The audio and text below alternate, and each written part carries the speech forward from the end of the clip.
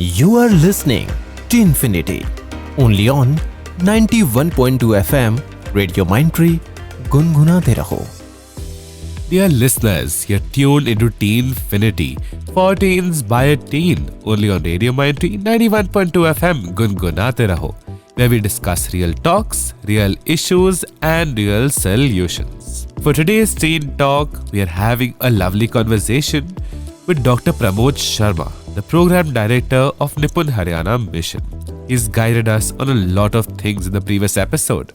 So now, continuing on with his guidance, we'll invite a few students from Tulsi Public School who will ask him a few questions. Students, please carry on.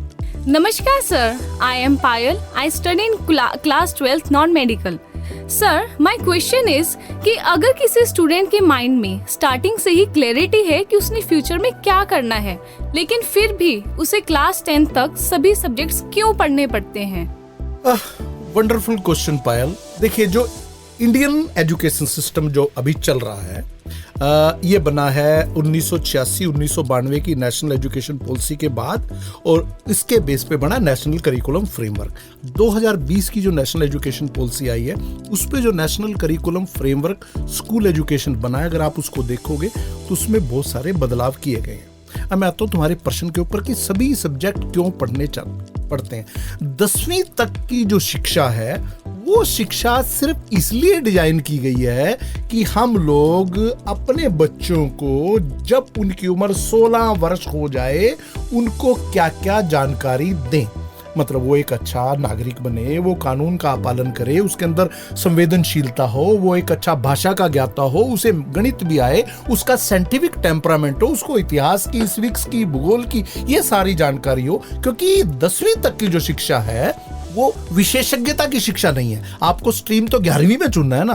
वो शिक्षा एक ऐसी शिक्षा है जो मानव निर्माण की, व्यक्तित्व निर्माण की शिक्षा है। और उसमें जब नेशनल करिकुलम फ्रेमवर्क डिजाइन होता है, तो कंट्री के लोग, विशेषज्ञ जो है, वो बैठ के तय करते हैं कि हमारे बच्चों को क्या क्या आना चाहिए। मैं ऐसा मानता हूँ 10वीं तक के कुछ सब्जेक्टों आपको बोर लग सकते हैं, आपको कुछ चैप्टर बोर लग सकते हैं। आपको लगता होगा कि मुझे क्या फर्क पड़ता है कि वास्को डी गामा, कालीकट आया या कोचीन आया। मैं मान सकता हूं आपका प्रश्न वाजिब है। आपको यह लग सकता है कि मुझे बाबर, हुमायूं क्यों पढ़ाया जा रहा है, मुझे इतिहास इतना नहीं जानना। आपका प्रश्न ये वाजिब हो सकता है, और इन चीजों के ऊपर अभी सरकार जो है या करिकुलम बनाने वाले जो है वो काम कर रहे हैं।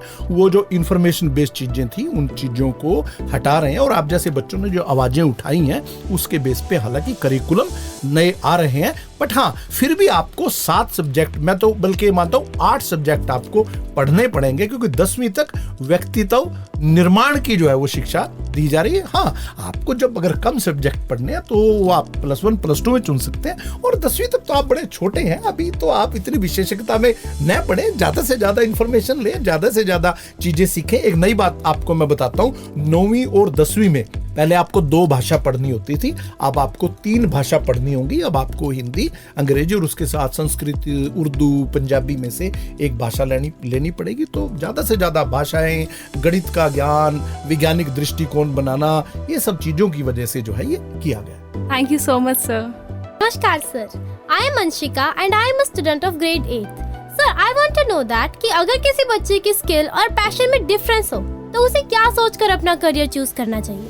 जैसे मेरी स्किल है इनोवेशन और मेरा पैशन है डांस, तो मुझे क्या सोचकर अपने करियर में आगे बढ़ना चाहिए? अंशिका, बहुत बढ़िया चीज है। पहली बात तो यह कि दोनों चीजें साथ साथ चल सकती हैं। एक आदमी ने अगर अपना कैरियर डॉक्टर के तौर पे चुना है, तो वो गाना गा सकता है, वो अच्छा गिटार बजा सकता है, वो अच्छा तबला बजा सकता है, वो बहुत अच्छी बांसुरी बजा सकता है। इसको लेके कोई कंफ्यूजन नहीं है। आप अपना कैरियर भी साथ चला सकते हो और अपना पैशन भी पूरा कर सकते हो। और मैं तो चाहता हूं कि हर व्यक्ति जो एक अच्छा कैरियर चुनता है, वो पैशनेट होना चाहिए, एक अच्छा पेंटर, एक अच्छा संगीतकार होना चाहिए। और जो नेशनल एजुकेशन पॉलिसी है, वो आप बच्चों को, आपको फ्रीडम देती है। अब आप फिजिक्स के साथ म्यूजिक चुन सकते हो, फिजिक्स, केमिस्ट्री, बायो के साथ आप पेंटिंग चुन सकते हो, फिजिक्स, केमिस्ट्री, बायो के साथ आप हिंदी चुन सकते हो। अब नई ऑप्शन आप जैसे बच्चों को मिलनी शुरू हो गई है नेशनल एजुकेशन पॉलिसी में, और मैं तो आपको बधाई देता हूं। मैं चाहता हूं आप दोनों चीजों को अपने साथ साथ चलाएं और अपने जीवन को आसान बनाएं। मैं उम्मीद करूंगा कि अगर आप दोनों चीजों को साथ साथ चलाओगी, तो आपको जीवन में कभी स्ट्रेस नहीं होगा। Thank you so much sir for your valuable tips.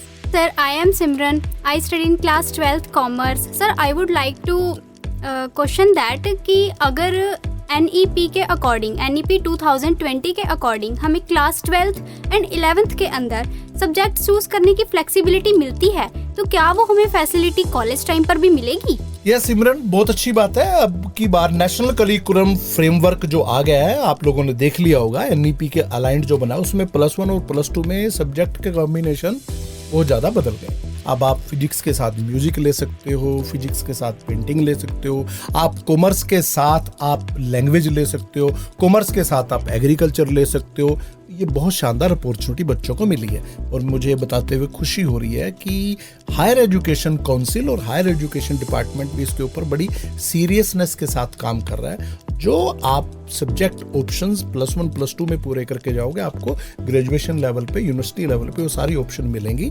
बहुत ज़बरदस्त credit system, credit transfer system उसके अंदर बनाया गया है। बहुत शानदार उसके अंदर असेसमेंट टूल बनाए गए हैं। कॉलेजेस को इस तरीके से डिजाइन किया गया है कि कॉलेजेस जो है वो इंटीग्रेटेड हों ताकि बच्चे इन चीज़ों को पढ़ पाएँ।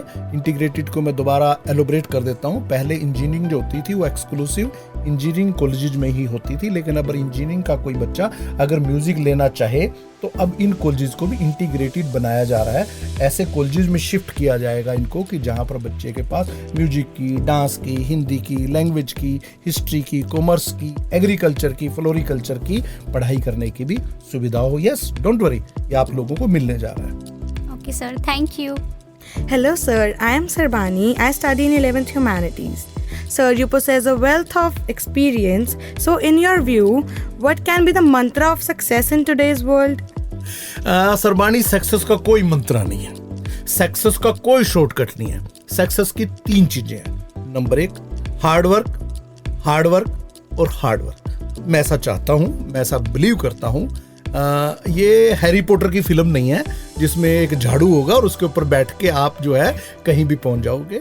सक्सेस बहुत कंसिस्टेंस चीज है, लगातार करने वाली चीज है।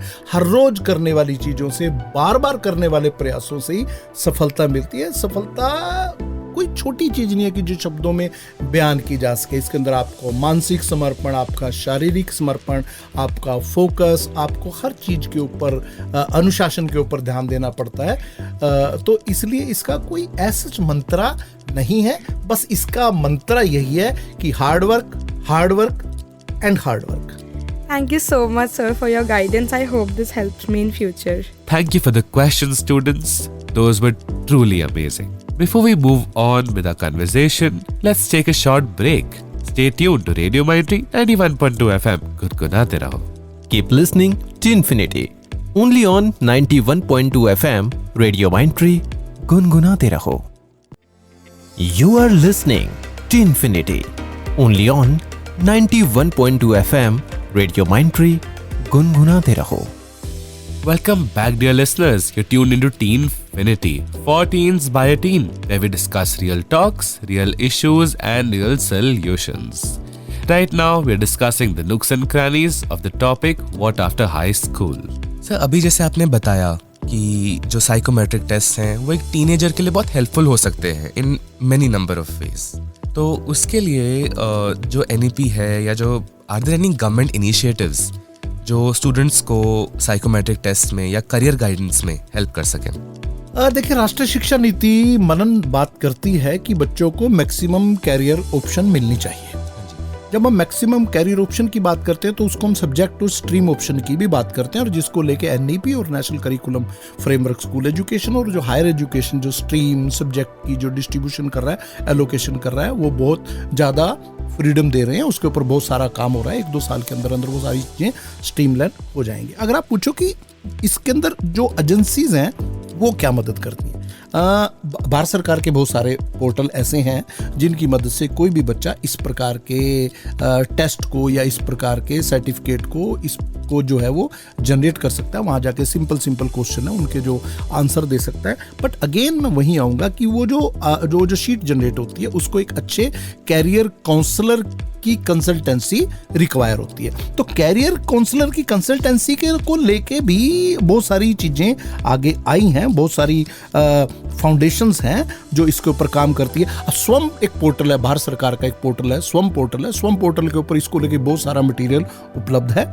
ई पाठशाला के ऊपर इसके ऊपर मटेरियल उपलब्ध है। माई GOV के ऊपर कैरियर गाइडेंस का एक पूरे का पूरा पोर्टल है जो आप इसके लिए इस्तेमाल कर सकते हो। और अलग अलग राज्यों की SCRT भी इसको लेके बहुत सारा जो है प्रोग्राम या जो लिंक हैं वो उपलब्ध कराती हैं, जो +2 से पहले या +2 के बाद की चीज़ों के ऊपर जो है वो मदद करता है। मुझे ऐसा बताया गया है कि NTA नेशनल टेस्टिंग एजेंसी भी इसको लेके बहुत सारी चीज़ें जो है वो बच्चों को उपलब्ध करा रही है। और NSDC जो है, नेशनल स्किल इंडिया मिशन है या जो नेशनल स्किल डेवलपमेंट कॉर्पोरेशन है, उसके द्वारा बहुत सारी चीज़ें इसको देख के बताई गई हैं।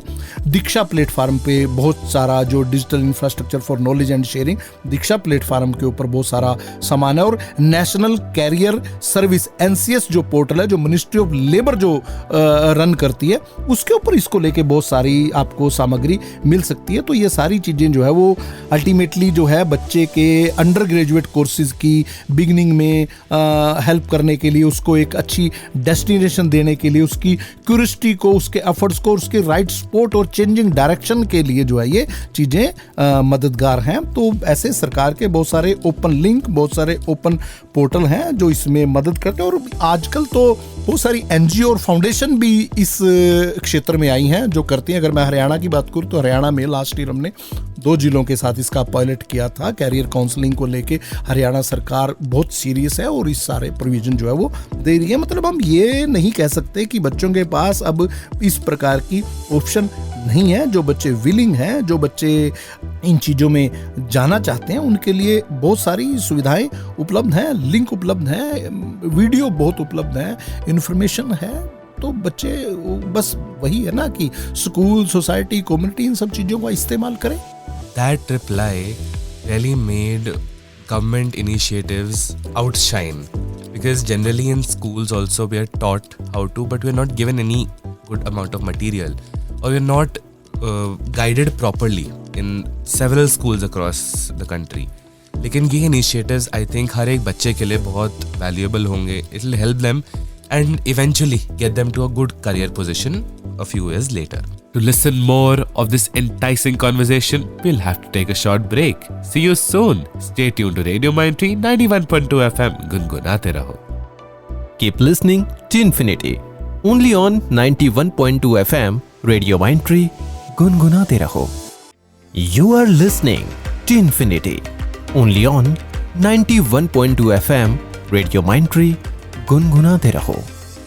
Welcome back, dear listeners. You're tuned into Radio Mindtree 91.2 FM. गुनगुनाते रहो.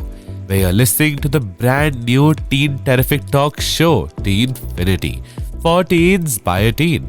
Right now, we're discussing the topic of what after high school with a lovely guest, Dr. Prabodh Sharma. So moving on, हम जैसे कि हम सब जानते हैं, आप NEP में बहुत स्किल्ड हैं, आप बहुत डीपली स्टडी किया हुआ है NEP को 2020 को। तो हम सभी स्किल डेवलपमेंट के बारे में बहुत बातचीत चल रही है आजकल सोसाइटी में। And even our honourable prime minister has given us the vision of skill India and make in India.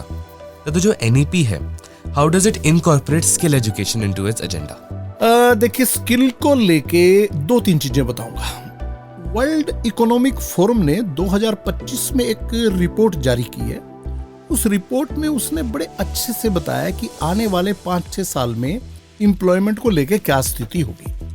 मोटा मोटा आप लोगों ने कई बार सुना होगा कि जो एग्जिस्टिंग 60% जो एम्प्लॉयमेंट के एवेन्यू है वो अगले 10 साल में खत्म हो जाएंगे, इसमें से सिर्फ 40 ही बचेंगे। और अगर टेस्ला जैसी कंपनी ड्राइवर फ्री कार दे रही है, मुझे नहीं पता वो कितनी कामयाब होगी या नहीं होगी इंडिया में, लेकिन एक बात करने के लिए एक बात है, तो ऐसा लगता है कि ड्राइवर की नौकरी भी खतरे में आ जाएगी। ऐसा वर्ल्ड इकोनॉमिक फोरम की रिपोर्ट में है।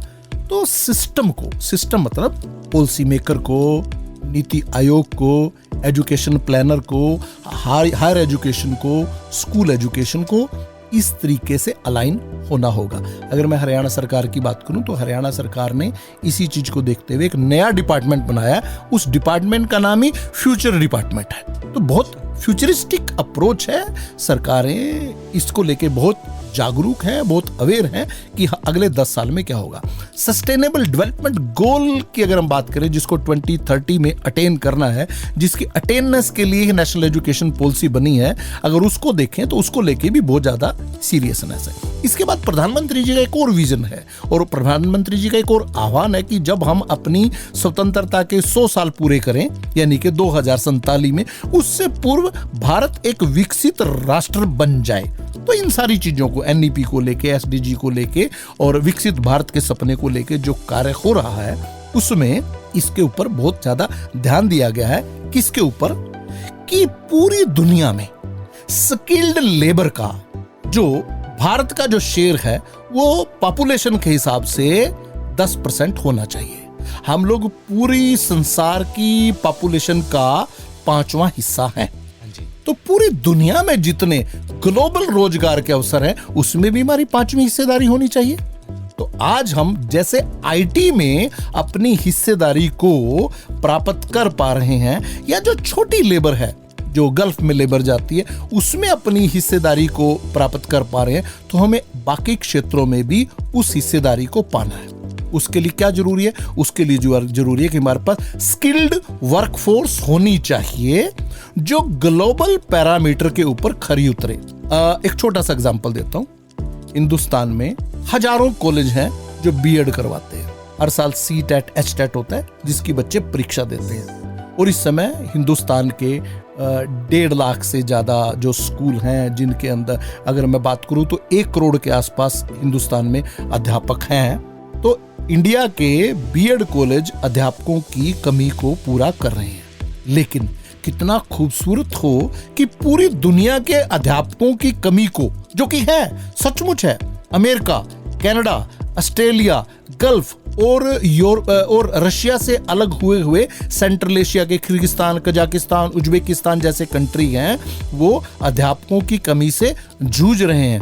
अफ्रीका अध्यापकों की कमी से जूझ रहा है, और खास तौर पर ऐसे कंट्री जहां पर English as a medium of instruction आ गया है, वहां पर अध्यापकों की शॉर्टेज है। तो अगर हम इंडिया से अध्यापकों को स्किल्ड करके इतना स्किल्ड करें कि वो इन कंट्री में पढ़ा सकें, तो अपनी इस हिस्सेदारी को बढ़ा सकते हैं। तो टोटल जो स्किल एजुकेशन की बात एनईपी में कही है, एनईपी यहाँ 3-4 मोटी मोटी बातें करती है। नंबर 1 तो 6ठी से 8वीं के बच्चों को भी हम लोगों को स्किल्ड एजुकेशन, वोकेशनल एजुकेशन देनी है। नंबर 2, 9वीं से लेके 12वीं तक के जो बच्चे हैं, उसमें 50% बच्चे स्किल एजुकेशन के दायरे में आए, हमें ये करना है। और तीसरा, हायर एजुकेशन में अब ये किया जा रहा है कि जो बच्चे 9वीं से 12वीं में जो वोकेशनल स्किल, जो स्किल के कोर्सेज लेके आ रहे हैं, उनको क्रेडिट मिले। जैसे 9वीं से 12वीं में अगर किसी बच्चे ने कोई स्किल लिया, तो जब वो पॉलिटेक्निक में जाता है तो उसको वहाँ पे क्रेडिट और वेटेज मिलते हैं। उसी प्रकार ग्रेजुएशन पे भी उसको मिले। तो नेशनल एजुकेशन पॉलिसी स्किल को लेके बहुत अच्छे प्रावधान लेके आई है, और मुझे ऐसा लगता है अगले 2-3 साल में ये एवेन्यू जो है वो रिफ्लेक्ट होगा और सोसाइटी को, समाज को जो है वो दिखेगा कि हाँ, वाकई स्किल्ड स्किल के बारे में या स्किल की व्यवस्था के बारे में ठीक काम हुआ है। बहुत अमेजिंग इनपुट से सर ये, एंड आई एम श्योर हम सभी को बहुत अच्छी प्राउड फीलिंग आई होगी कि हमारे कंट्री में भी skill development and all of that बहुत सीरियसली लिया जा रहा है in today's day. Before we continue our enticing conversation, let's take a short break. See you soon. Keep listening to Radio Mindtree 91.2 FM. गुनगुनाते रहो. Keep listening to Infinity. Only on 91.2 FM, Radio Mindtree, गुनगुनाते रहो. You are listening to Infinity. Only on 91.2 FM, Radio Mindtree, गुनगुनाते रहो. Welcome back, dear listeners. You're tuned into Radio Mindtree 91.2 FM, गुनगुनाते रहो, where you're listening to the conversation on the topic of what after high school with our guest Dr. Pramod Sharma. Sir, next question जो हमारे पास आता है कि when students feel pressured to choose subjects just to meet family expectations, it can create stress. Sir, हम जानना चाहेंगे कि teens अपना करियर रिलेटेड स्ट्रेस कैसे मैनेज करें और साथ साथ सभी डिसीजंस भी कॉन्फिडेंटली लें? देखिए, अभी भी बच्चों को उतनी स्वतंत्रता और इतना एक्सपोजर नहीं है कि वो निर्णय अपने आप लें। हाँ जी। और इसमें भी दो चीजें, बल्कि जिनके माता पिता पढ़े लिखे नहीं हैं उन बच्चों को फिर भी फ्रीडम है, क्योंकि माँ बाप ये मानते हैं जी हमें नहीं पता, बेटा तुझे मेरे से ज्यादा पता है, तू जो मर्जी कर ले, तू जो करेगा हम तेरे साथ हैं। ये त्रासदी पढ़े लिखे माता पिता के बच्चों के साथ ज्यादा है, जहां माता पिता ये डिसाइड करते हैं कि हम बताएंगे तुझे क्या करना है, तुझे डॉक्टर बनना है, तुझे इंजीनियर बनना है, या तुझे ब्यूरोक्रेट बनना है, या तुझे कुछ और बनना है। अब बच्चे ये डिसीजन कैसे लें, उससे पहले हम लोगों को इस चीज के ऊपर बातचीत कर लेनी चाहिए कि ये डिसीजन लेना क्यों जरूरी है। क्योंकि पढ़ाई माता पिता ने नहीं करनी है। आज भी हम लोग कोटा फैक्ट्री के बारे में जब बात करते हैं तो कोटा शहर को हम लोग एक सुसाइडल सिटी के नाम से भी जानते हैं। और अभी मैंने जैसे बताया था, एक रिपोर्ट का हवाला देते हुए मैंने कहीं ऐसा रिपोर्ट के माध्यम से पढ़ा है कि 90% से ज़्यादा बच्चे जो हैं जिन्होंने बीटेक किया है उनके पास स्किल्ड जो है वो स्किल नहीं है जिसमें उन्होंने बीटेक किया। देखिए, यहाँ बच्चों को क्या करना चाहिए, सबसे पहले बच्चों को सेल्फ रिफ्लेक्शन के ऊपर काम करना चाहिए, फिर बच्चों को गाइडेंस लेनी चाहिए। खुद का किया हुआ, खुद का लिया हुआ निर्णय कई बार उतना शानदार और उतना स्थायी नहीं होता, उसके समय के अनुसार बदलने की संभावना बनी रहती है अगर वो प्रॉपर गाइडेंस से ना लिया हो। तीसरा, बच्चों को एक्सप्लोर स्किल डेवलपमेंट करना चाहिए। उसके साथ साथ बच्चों को यह ध्यान रखना चाहिए कि कभी भी देर नहीं हुई है, जब जागो तभी सवेरा, आप कभी भी स्टार्ट कर सकते हो। इसके साथ साथ उनको छोटे छोटे टुकड़ों में बांटना चाहिए चीजों को। एकदम से आके रात को खाने की टेबल पे बैठ के ये कहना कि हम तो एक्टिंग स्कूल जाएंगे, ये माँ बाप को हजम नहीं होता है। और बड़ा पॉजिटिव रहना चाहिए और धैर्य रखना चाहिए, अपनी बात को दृढ़ता से बट धैर्यता से जो है बच्चों को रखनी चाहिए। और बच्चों को इसके साथ साथ ये देखना चाहिए कि उनके माता पिता की आर्थिक स्थिति कैसी है, क्योंकि हिंदुस्तान में अगर मैं मेडिकल की बात करूं, अगर कोई बच्चा डॉक्टर बनना चाहता है और वो बहुत डिटरमिन्ड है, बहुत कमिटेड है, लेकिन उसको नीट की परीक्षा को अच्छे से पास करने के बाद भी अगर फ्री मेडिकल कॉलेज की सीट नहीं मिली है और उसके माता पिता अगर प्राइवेट कॉलेज की सीट को अफोर्ड नहीं कर पा रहे हैं, तो ये बात बच्चे को ध्यान से सुननी चाहिए। ये फैक्ट है, ये सच्चाई है। माता पिता के पास उतने पैसे हैं या नहीं हैं, ये बहुत महत्वपूर्ण चीज है। बच्चों को ना ओवरसीज में क्या उपलब्ध है वो भी देखना चाहिए। जर्मनी जैसा कंट्री है जो दाद के माध्यम से अपने यहाँ बच्चों को ग्रेजुएशन की पढ़ाई फ्री में करवाता है, पोस्ट ग्रेजुएशन फ्री में करवाता है। बच्चों को देखना चाहिए कि ओवरसीज जो है वो ऑप्शन क्या है, हमारी ऐसी कौन सी चीजें हैं जो वो ओवरसीज पूरी हो सकती हैं। बच्चों का ना लॉन्ग टर्म बेनिफिट भी देखना चाहिए कि इसका मुझे लंबे समय में क्या फायदा होगा।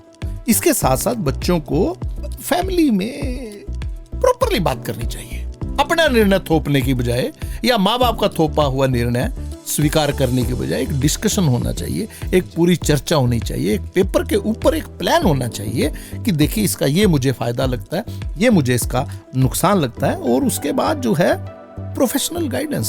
फिर बच्चे और माता पिता अगर फिर भी कुछ समझ में नहीं आ रहा है तो फिर प्रोफेशनल गाइडेंस लें। ये कोई एक तरफा फैसला नहीं है कि बच्चा एक तरफा फैसला लेगा या माता पिता एक तरफा फैसला लेंगे, नहीं। ये प्रॉपरली डाटा के साथ एनालाइज करके, सारी ऑप्शन को देख के, आर्थिक स्थिति को देख के, माँ बाप की स्थिति को देख के फिर मिलके लिया जाने वाला निर्णय है, मेरा ऐसा मानना है। समिंग अप मतलब कि आपका जो रिस्पॉन्स है, समिंग दैट अप, तो जो ये डिसीजन है it should be a collective decision instead of personal और सिंगुलर डिसीजंस। क्योंकि हम सभी को पता है करियर एंड अपनी लाइफ डिसाइड करना एक बहुत इम्पॉर्टेंट चीज़ है। एंड अगर वो उसके अंदर कुछ गलती हुई तो आपको पूरी लाइफ उसके अंदर बितानी पड़ेगी। आपको रिग्रेट होगा, आपको दिक्कतें आएंगी और आप उसी मोमेंट पे वापस जाएंगे कि हमसे ये गलती हो गई वाइल डिसाइडिंग। तो इसलिए our listeners please take care कि जब अपना करियर डिसाइड करें आपको एक कलेक्टिव डिसीजन पे पहुंचना चाहिए जहाँ पे आप खुद एंड आपके parents they're on the same page, उनको एक ही चीज़ आप सभी को एक ही डायरेक्शन होनी चाहिए, आप सभी का एक ही तरफ मुंह होना चाहिए whenever you're deciding the career. Before we end today's episode, I proudly announce that Teenfinity for Teens by a Teen has its own helpline or query number, where teens or anybody who ever has any queries can share them, even anonymously would do, and we'll forward them to the respective experts and try to find a solution. The number is 9996781018. 9996781018. This will be the end of today's episode. To learn more about career guidance and more stuff on this, you'll have to wait for the next one. See you next week. Stay tuned to Radio Mindtree 91.2 FM. Good Raho.